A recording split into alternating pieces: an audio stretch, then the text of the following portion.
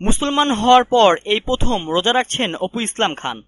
বছর 8 আগে দেশের সুপারস্টার অভিনেতা শাকিব খানকে গোপনে বিয়ে করেছিলেন চিত্রনায়িকা অপু বিশ্বাস।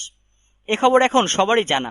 বিয়ে করার সময় অপু বিশ্বাসকে হিন্দু থেকে মুসলিম হতে হয়েছিল, এই বিষয়টিও সবাই জানেন। কিন্তু যা জানেন না সেটা হলো অপু বিশ্বাস ধর্মান্তরিত হওয়ার আগে নাকি কেঁদেছিল তার মেজ বোন। ছবি করতে গিয়ে শাকিব খানের সঙ্গে মানবিক প্রেমে জড়িয়ে যান অপু বিশ্বাস খান। তখন পৃথিবীর প্রেমিক প্রেমিকাদের মতোই তাদের মাথায়ও ছিল না কোনো ধর্ম, কোনো বর্ণ। কিন্তু একসময় বিয়ের সিদ্ধান্ত নিলে বাদ সাধে দুজনের ধর্ম। শাকিব খানের প্রতি বিশ্বাস রেখে নিজের ধর্ম ত্যাগ করেন অপু।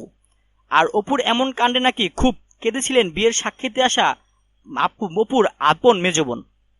সম্প্রতি বিবিসি বাংলাকে দেওয়া এক সাক্ষাৎকারে এমনটি জানালেন জনপ্রিয় অভিনেত্রী ও শাকিব খানের স্ত্রী অপু ইসলাম খান।